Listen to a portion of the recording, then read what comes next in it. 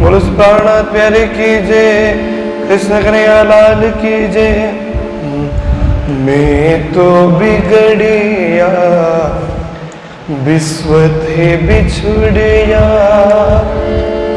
मैं तो बिगड़िया विश्व थे बिछुड़िया। बाबा मेरे डिग आओ मत कोई, बाबा मेरे डिग आओ मत कोई। मैं तो बिगड़िया विश्व थे बिछुड़िया, मैं तो बिगड़िया विश्व थे बिछुड़िया। बाबा मेरे डिग आओ मत कोई, बाबा मेरे डिग आओ मत कोई।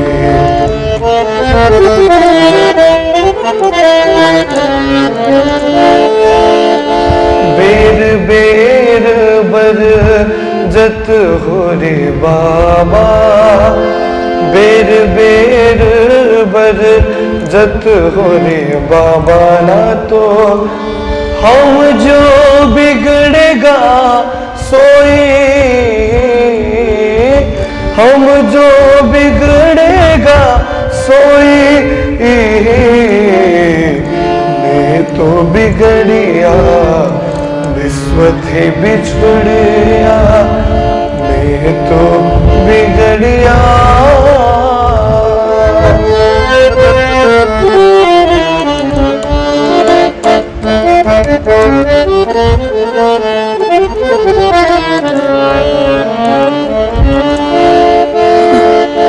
मेरा जमत पत दैरे दुनिया को, मेरा जमत पत दैरे दुनिया को।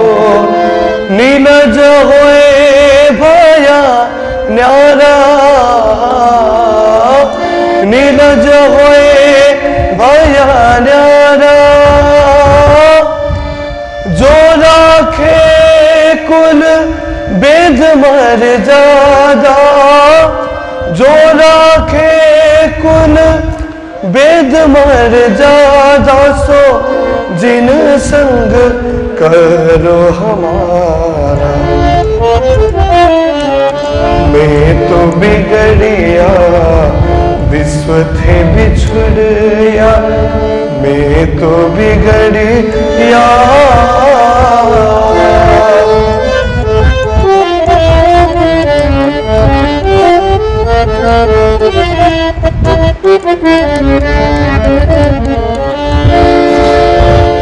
लोक सकल दौड़त दुनिया को, लोक सकल दौड़त दुनिया को। सो में जान के खोई, सो में जान के खोई। मैं डारा घर जा रहा हंसते, मैं डारा घर जा रहा हंसते। सो लोक राखत घर रोए, मैं तो बिगड़िया विश्व थे बिछुड़िया। बाबा मेरे डिग आओ मत कोई, मैं तो बिगड़िया।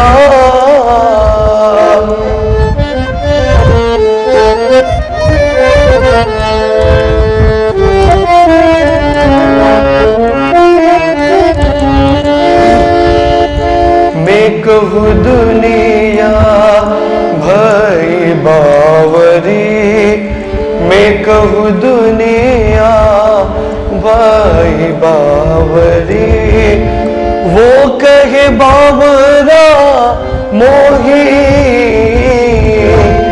वो कहे बावरा मोही। अब एक मेरे कहे पति जे अब एक मेरे कहे कौन पति जे ये बहुत झूठे क्यों होए। मैं तो बिगड़िया विश्व थे बिछड़िया बाबा मेरे डिग आओ मत कोई। मैं तो बिगड़िया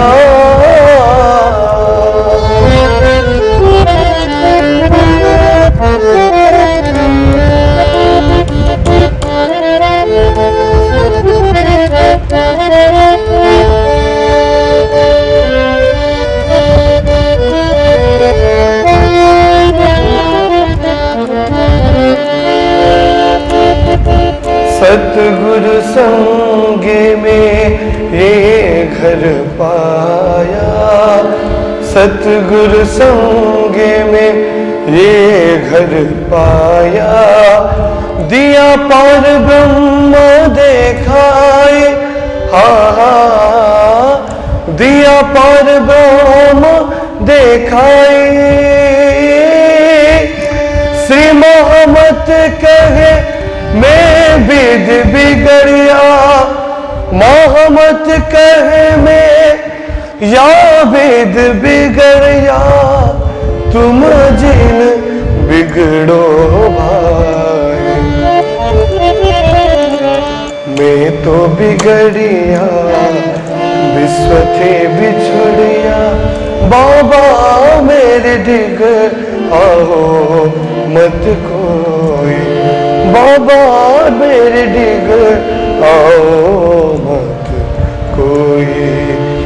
बेर बेर बर जत हो रे बाबा। बेर बेर बर जत हो रे बाबा। ना तो हम जो बिगड़ेगा सोई।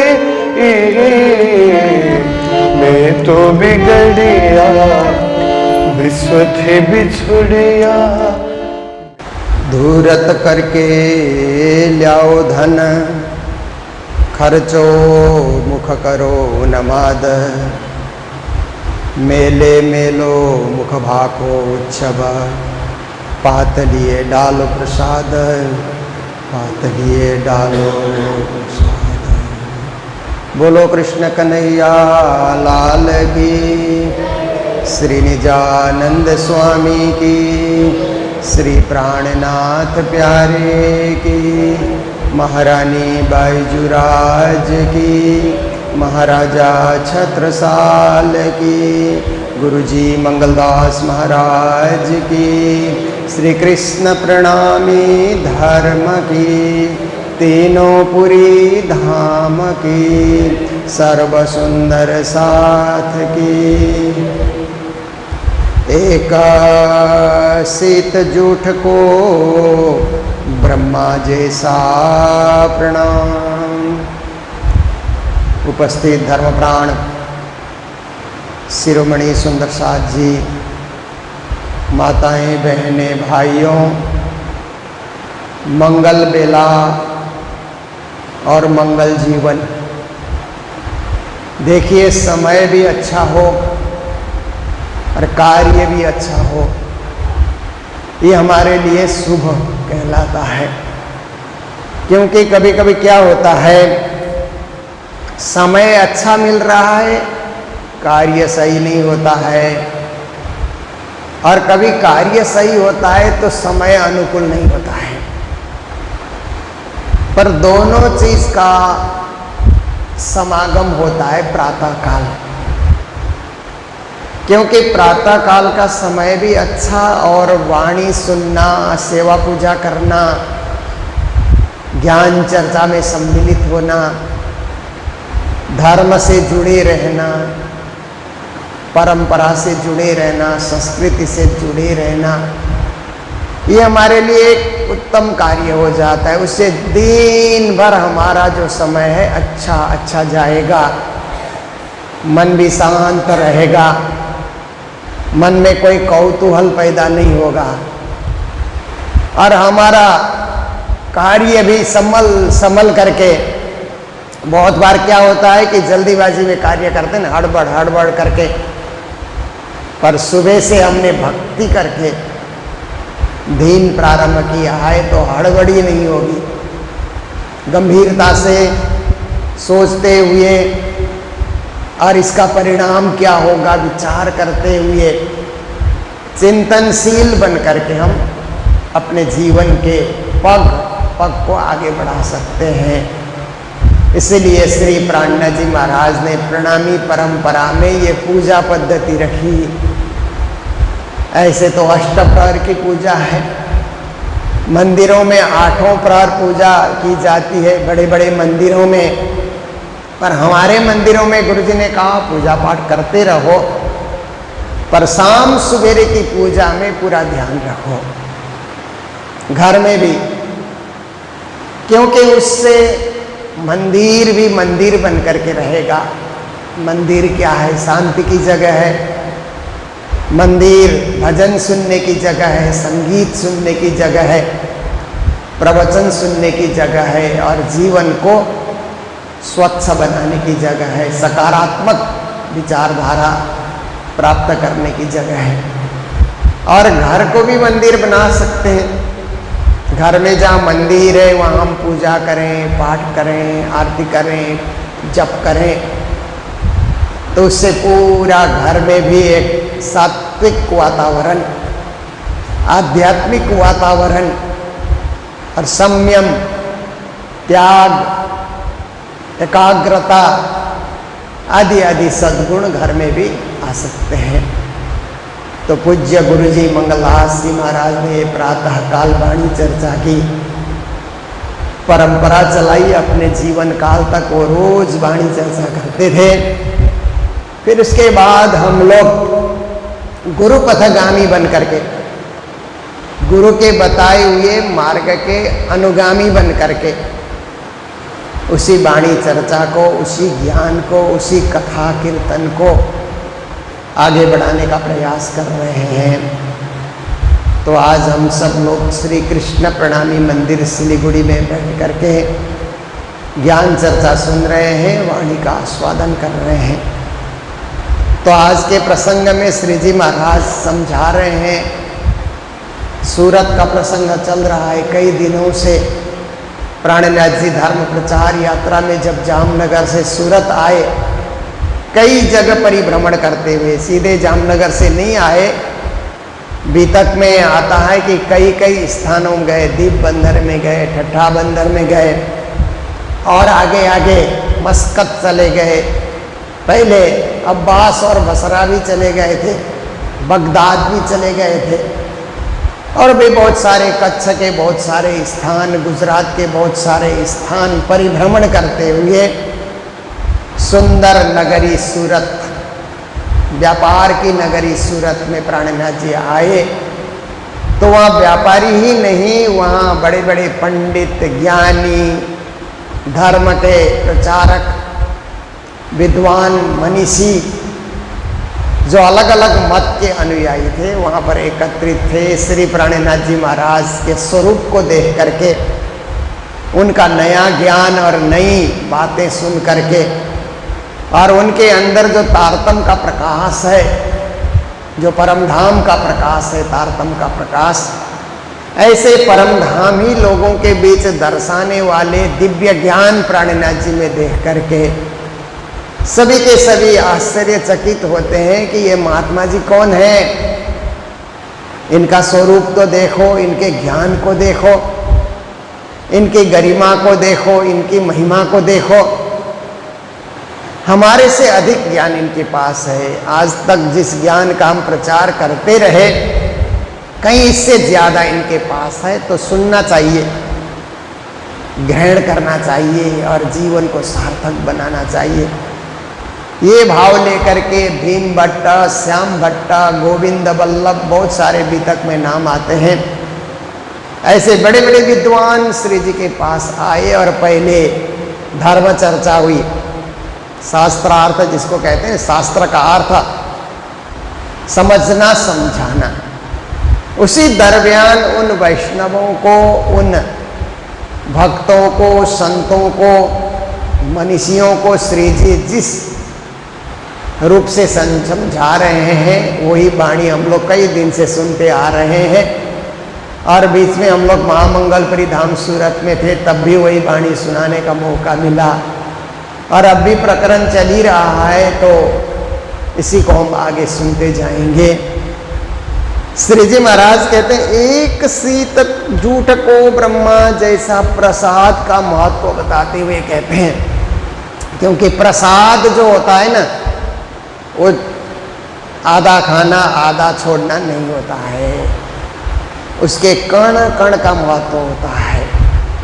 परमात्मा को चढ़ गया, प्रसाद बन गया। पहले तो भोग कहते हैं ना, परमात्मा को चढ़ाने से पहले भोग व्यंजन कहते हैं। भोग लगने के बाद प्रसाद बनता है। वो प्रसाद कभी फेंका नहीं जाता, गिराया नहीं जाता, उसके कण कण को ग्रहण किया जाता है।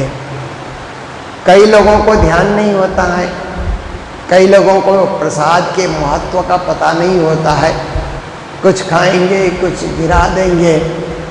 पर मंदिर का जो प्रसाद होता है ना, ऐसे भी गुरु महाराज मंगलदास जी ने मंगल सूक्त में लिखा है कि एक अन्न को तैयार होकर आपके मुख तक आने में कितनी तपस्या करनी पड़ती है। पहले तो खेत को तैयार किया जाता है, उसको खाद और जल से सींचा जाता है, उसके बाद फिर बीज बोया जाता है। वहाँ पर बीज डाल करके धीरे धीरे बीज उगते हैं, वहाँ पर अंकुरित होते हैं, फिर छोटे छोटे पौधे के रूप में वो तैयार होते हैं। उनको जंगली घास से बचाना होता है। अन्न के पौधे को बाहर के कांटे और अन्य जंगली घास आते हैं ना, उनसे उनको हटा हटा करके उनको बचाना पड़ता है। बीच बीच में पानी सिंचन करते रहो, खाद डालते रहो। कभी कीड़े खाने आते हैं, कभी जानवर खाने आते हैं, उनको सब तरफ से बचा बचा करके उन पौधों को अब फूलने लायक, फलने लायक बनाया। फिर धीरे धीरे उसमें फूल खिले, फिर फल लगे, अन्न लगे। इतना होने के बाद फिर वो कृषक जाता है, जो खेती करता है वो जाता है और उनको फिर तोड़ता है। और तोड़ने के बाद अगर अन्न है तो उसको खलिहान में ले जा करके खेती में, जहाँ पर उसने सुंदर जगह तैयार किया है, वहाँ पर उसको झाड़ता है। गेहूँ है, धान है, वो सब झाड़ा जाता है। फिर झाड़ने के बाद उसको सुखाया जाएगा। अच्छी तरह से सूखने के बाद मील में भेजा जाता है। मील में गेहूँ है तो पीस करके आता है, और धान है तो चावल के रूप में वो चल करके आता है। फिर आने के बाद उसको क्या है कि आप आटे को उसको फिर पानी डाल करके तैयार करते हैं, फिर रोटी के रूप में उसको बेलते हैं, फिर आग में सेकते हैं, तवे में सेकते हैं। उसके बाद आपकी थाली में आई। तो कितने पड़ाव होते हुए, कितनी तपस्या करते हुए वो अन्न चल चल करके जानवरों के मुख से बचा, कीड़ों के मुख से बचा, जमीन में गिरने से बचा, हर प्रकार से बचते बचते बचते आपकी थाली में आई। चावल है या रोटी है, आपकी थाली में आई। और थाली में आने के बाद आपका कर्तव्य क्या है? उसको खाना, प्रेम से खाना उसको। परंतु आप ऐसे निकले, ऐसे नादान निकले कि आधा खाया आधा छोड़ दिया, फेंक दिया आपने। अन्न का अपमान किया। जो अन्न अनेक तपस्या करके आपके ग्रास बनने के लिए आया, और अन्न ही आपका जीवन है। अन्न खाए बिना कोई जीता भी नहीं है। उसी से जीवन और हमारा स्वास्थ्य ठीक होता है, शरीर में तंदुरुस्ती आती है, हर अंग इंद्रिय चलने लायक होते हैं। ऐसे पवित्र अन्न जो प्रसाद के रूप में आपकी थाली में पहुंचा, गुस्से में आकर के, अहंकार में आकर के आपने उसका त्याग कर दिया, तो क्या है कि अन्न का श्राप भी लगता है। इसलिए अन्नम ब्रह्म इति उपासयत, हमारे शास्त्रों ने कहा अन्न भी ब्रह्म का एक स्वरूप है। उसको प्यार से खाओ, प्यार से प्रसाद के रूप में पान करो, उसको ग्रहण करो, जितना जरूरत है उतना लो और उसको खत्म करो, उसको छोड़ना नहीं, बिगाड़ना नहीं। दुनिया में बहुत लोग भूखे मर रहे हैं, हमारे पास राज्य की कृपा से आया है तो उसको सुरक्षित करके, संरक्षित करके उसको ग्रहण करना चाहिए। तो यहाँ पर श्री जी महाराज उदाहरण देते हैं कि कृष्ण लीला का उदाहरण दे रहे हैं कि श्री कृष्ण ने भी ग्वालों को यही समझाया, क्योंकि कृष्ण तो ग्वालों के साथ वन में बछड़े चराने जाते थे ना। जब तक छोटे थे तो बछड़े चराते थे, थोड़े बड़े हुए तो गौ चराने लगे। गौ चराना तो एक बहाना है, ग्वालों के साथ खेलना और गोपियों को दर्शन देना मुख्य कार्य तो ये है। क्योंकि ब्रज की गोपियां परमधाम की सखियां आई हुई है, उनको दर्शन देना है और ग्वालों के साथ खेलना है, बाल लीलाएं उनको करनी है और बाल लीला उन गोपियों को दिखाना भी है। पर उसके साथ साथ अब बछड़े भी चराते हैं, गाय भी चराते हैं, क्योंकि पूर्व जन्म के ऋषि मुनि ही गाय बछड़े बन करके आए हैं कृष्ण का प्यार पाने के लिए, कृष्ण का स्पर्श पाने के लिए। सत्य, त्रेता, द्वापर के कई ऋषि मुनि गाय बछड़े के रूप में भी आए हुए हैं। इसलिए कृष्ण उन सबको स्नेह भी देते हैं और साथ साथ में क्या करते हैं कि अनेक बाल लीलाएं भी दिखाते हैं। तो देखिए बाल लीला श्री कृष्ण कर रहे हैं। तो एक रोज क्या हुआ कि कई असुर कंस के भेजे हुए आते थे, वहाँ पर गोकुल में भी आते थे, वृंदावन में भी आते थे और आकर के परेशान किया करते थे। और कंस ने ये भी असुरों को कहा था कि नंद के घर जो कृष्ण है वो मेरा दुश्मन है, मेरा काल है, इसलिए उसको कहीं मिले तो खत्म कर देना। इसलिए असुर लोग उस चाल में, उस विचार में भी आते थे। तो क्या हुआ कि श्री कृष्ण को वध करने के लिए एक अघासुर नाम का, अघासुर वो अजगर का रूप लेकर के आया और कृष्ण बछड़ों को लेकर, ग्वालों को लेकर के वन में जा रहे थे। तो वो अजगर इतना बड़ा मुंह फैला करके बैठा कि उस समय ग्वालों को लगा ये गुफा है, कोई नया गुफा तैयार हुआ है। तो ग्वाले कहने लगे श्याम सुंदर कान्हा, ये जो नया गुफा बना हुआ है ना, इसके अंदर हम लोग चलें, क्योंकि यहाँ कभी हम लोग गए नहीं। कृष्ण तुम्हारे साथ तो हम वृंदावन के चप्पे चप्पे में घूमते हैं बछड़े चराते हुए, पर इस गुफा के अंदर हम कभी गए नहीं, तो क्या आज हम लोग इसके अंदर जाएं, घूम करके देखें। तो कृष्ण ने सावधान किया कि ये गुफा नहीं हो सकता है, कोई असुर छद्म भेष लेकर के, छलिया बन करके तुमको हमको परेशान करने के लिए आया भी हो सकता है, इसलिए सावधान रहो। पर ग्वाले बच्चे कहाँ मानने वाले थे, इतने सारे तो बच्चे, और बच्चों को नई चीज दिखती है तो उसी में घुसना, उसी में चढ़ना, उसी से खेलना अच्छा लगता है, और जो मना करो बच्चा वही करते हैं। बच्चों का स्वभाव भी ऐसा होता है कि नई नई चीज देखें, जाने। तो ग्वाले तो उसके अंदर जाने लगे गुफा समझ करके।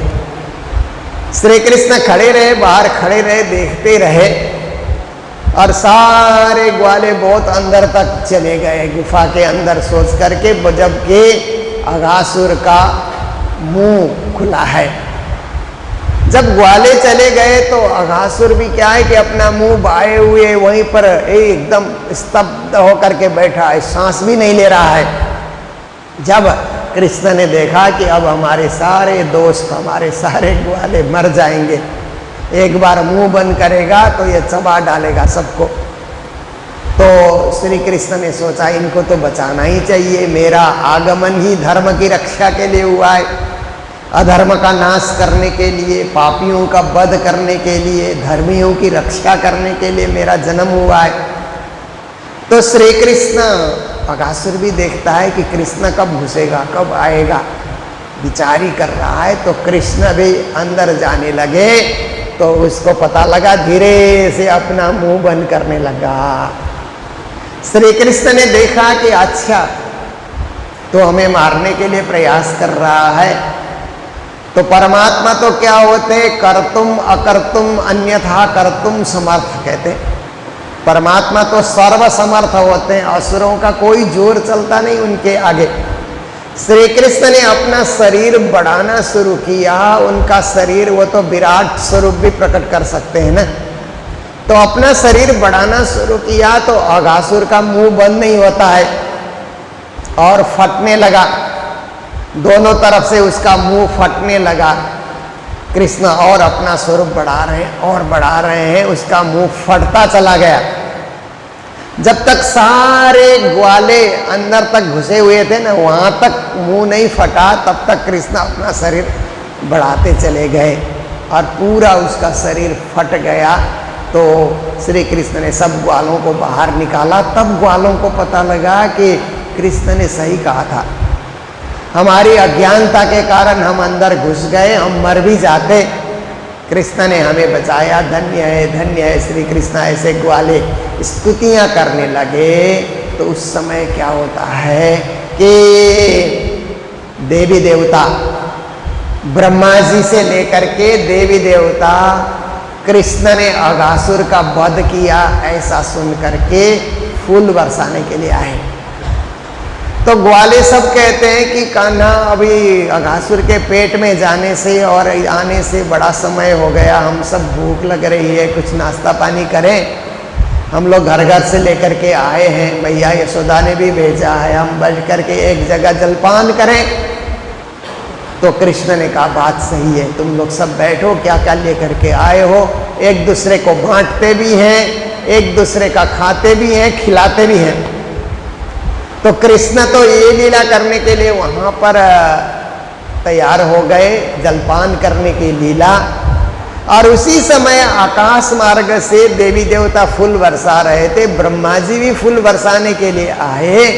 तो ब्रह्मा जी ने ग्वालों के बीच कृष्ण को देखा और कृष्ण को वहां पर ग्वालों का जूठन भी खाते हुए देखा। तो ब्रह्मा जी के मन में शंका हो गई कि अरे, गर्भवास में जिसकी मैंने स्तुति की कि यही पूर्ण ब्रह्म है, यही सच्चिद आनंद स्वरूप है, ऐसा करके देवकी के गर्भ में आए थे, तभी से मैंने स्तुति की थी, पर शायद मैंने भूल की। जिसको साक्षात परब्रह्म मैं मान रहा हूं, वो तो ग्वालों के साथ बैठ करके बालक की तरह खेल रहा है और एक दूसरे का ग्रास भी खा रहे हैं, एक दूसरे का जो भोज्य सामग्री है वो भी बांट बांट करके खा रहे हैं, जूठन भी खा रहे हैं। तो ब्रह्मा जी ने सोचा कि जो दूसरे ग्वालों का जूठन खाता है, ये पूर्ण ब्रह्म कैसे हो सकता है। मैं परीक्षा करके देखूं तो बछड़ों का हरण किया। ये तो भागवत में लंबी कथा आती है, 1 घंटे तक ये कथा चलती है, पर मैं चर्चा के समय में संक्षेप में बताऊंगा। ग्वालों को उन्होंने छुपा दिया। कृष्ण सोचने लगे ब्रह्मा जी मेरी परीक्षा कर रहे हैं। तो ग्वालों को कहा तुम लोग नाश्ता करते रहो, मैं बछड़ों को देख आता हूँ। बड़ी देर से वो कहाँ तक चरने पहुँचे होंगे। बछड़े देखने गए तो बछड़े नहीं है।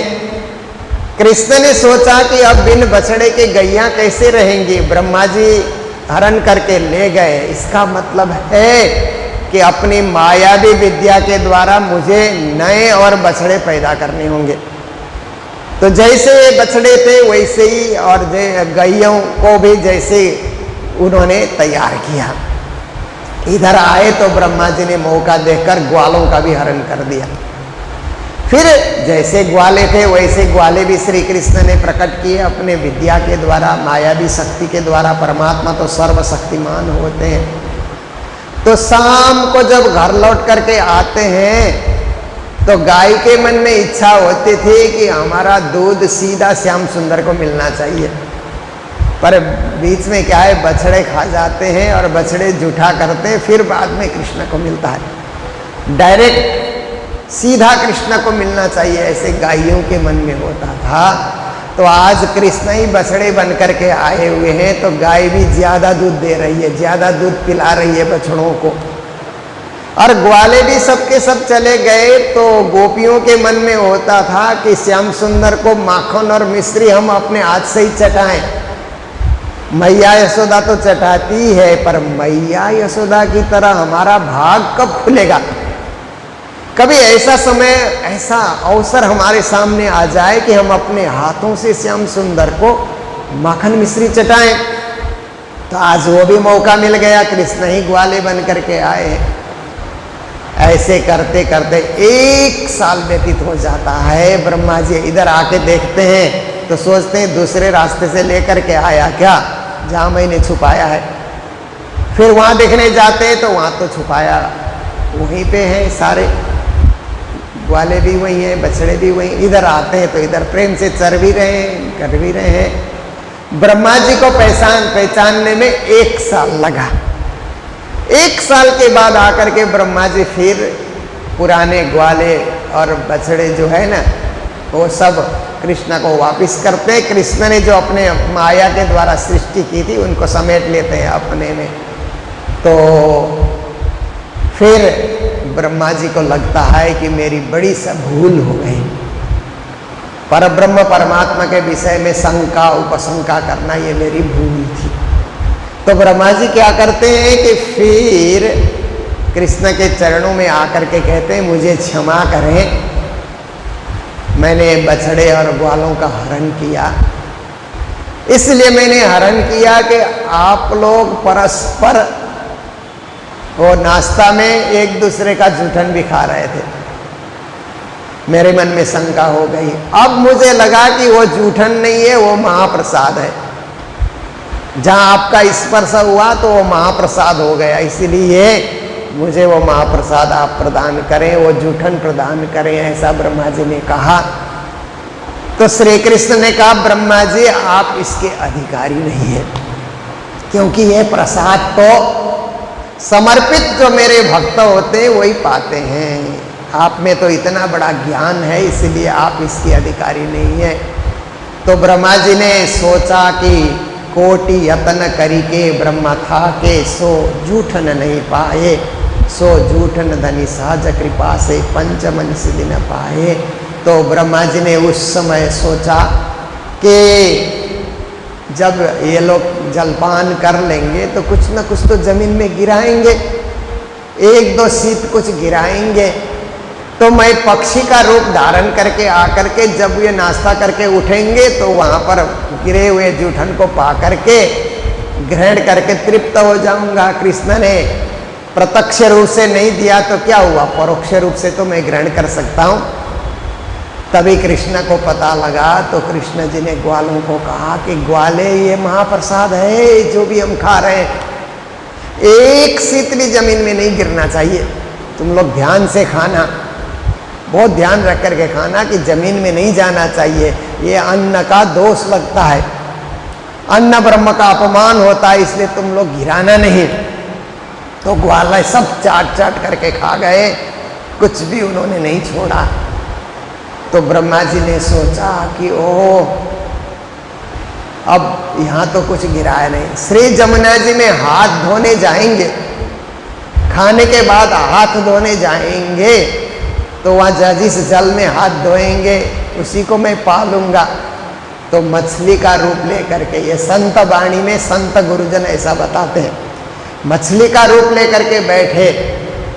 पर कृष्ण ने कहा कि आज तुम लोगों ने जो खाया है ना, अब ऐसे करो कि सबसे अंत में दूध का पान करो, हाथ में दूध डाल करके पान करो। और दूध से जो धुल जाता है ना तो पानी से धोने की जरूरत नहीं होती है, क्योंकि दूध तो पानी से कीमती चीज है। इसलिए हाथ में जो दूध हाथ से धुल रहा है वो भी पी जाना तुम लोग, कुछ छोड़ना ही नहीं। जमुना किनारे हाथ धोने के लिए जाने की कोई जरूरत नहीं है। तो ब्रह्मा जी वहाँ भी बैठे रहे, फिर भी वो उनको कुछ पाने के लिए प्रसाद नहीं मिला। यही चीज़ प्राणनाथ जी चौपाई के माध्यम से बता रहे हैं। एक सीत झूठ को ब्रह्मा जैसा, उस कृष्ण के झूठन प्रसाद कहते हैं ना, उस एक सीत प्रसाद को पाने के लिए ब्रह्मा जी जैसे सृष्टिकर्ता इतने बड़े देव जल में मीन होए आया, जल में मीन मतलब मछली बन करके आए। ये झूठ को महात्म वाणी दिखावे पर, वाणी में इसके महात्म्य को बताया जाता है, प्रसाद के महात्म्य को बताया जाता है।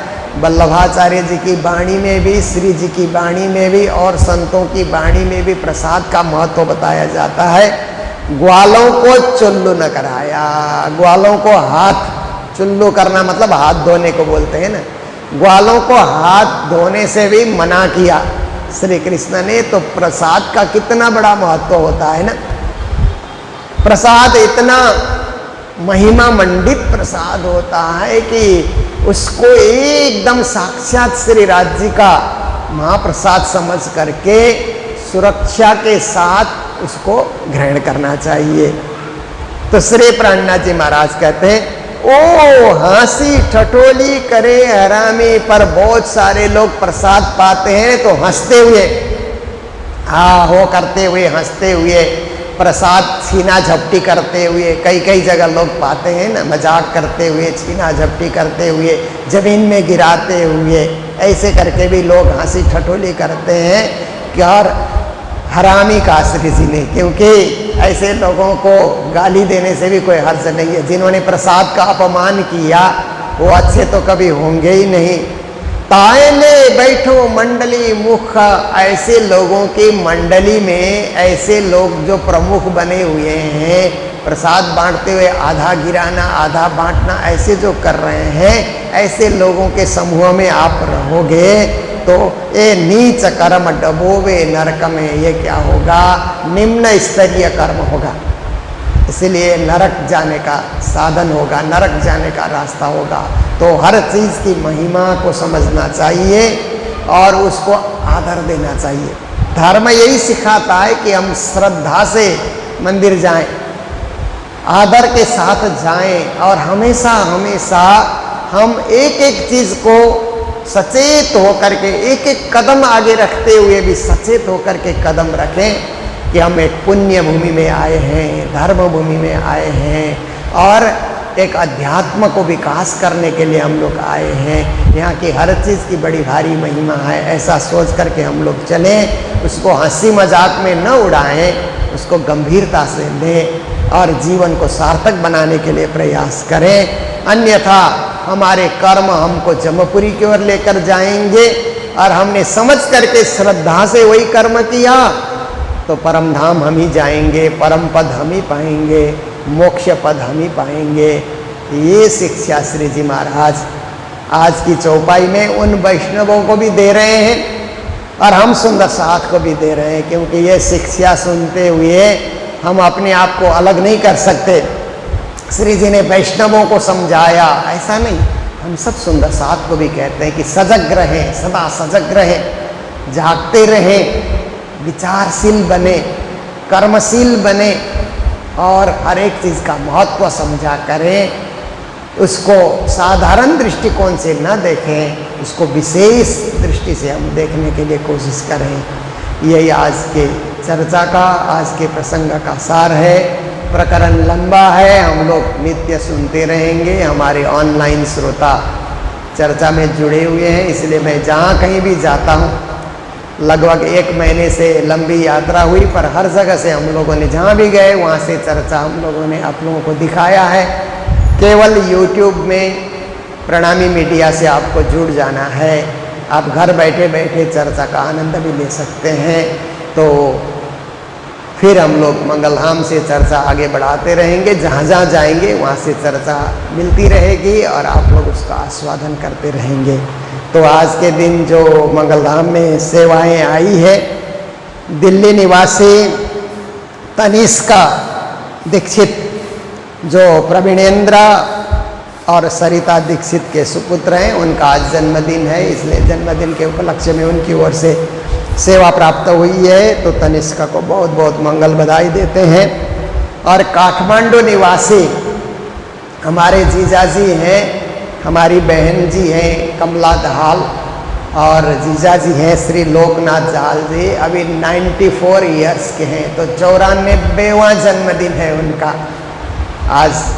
तो उनके पुत्र शिशिर जी, ग्रीष्म जी, हेमंत और पुत्री किरण सपरिवार ने मिलकर के मंगलधाम में अपने पिता के नाम से, पिता के शतायु 100 साल तक पिता संसार में रहें और आशीर्वाद देते रहें, इस भाव से उन्होंने भंडारे की सेवा भेजी है। तो श्री लोकनाथ जहाल जी जो धर्मनिष्ठ अत्यंत भजन गायक, भजन बनाने वाले और समाज सेवी, उनको भी मंगल बधाई देते हुए और सपरिवार को मंगल बधाई देते हुए आज के प्रसंग को यहीं विराम दे रहे हैं।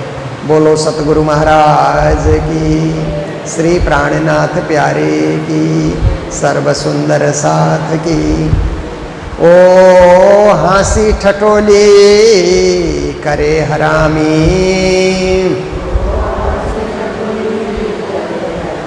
ताए ले बैठो मंडली मुखा, नीच करो कर्म डबोबे नरक में, पीछे छूट पाओगे कब सुख, पीछे छूट पाओगे कब सुख। बोलो श्री प्राणनाथ प्यारे की, श्री धाम के धनी की प्रणाम। तुम हो तैसी कीजियो मैं अर्ज करो मेरे देवर पिया, हम जैसी तुम जी न करो, मेरा तलप तलप जाए देवर जीवड़ा तो जीवे नहीं क्यों, मीठे दिल की प्यास जी, तुम बिना मैं बिन सो कहूँ पिया, तुम हो मेरी आस जी, आस बिरानी तो करूं पिया, जो कोई दूसरा हो जी, सब विध पिया की समरथ दिन, रही न जात रोय रोय जी, जन मांडे जो हम हते पिया, तो तुम देखत की सब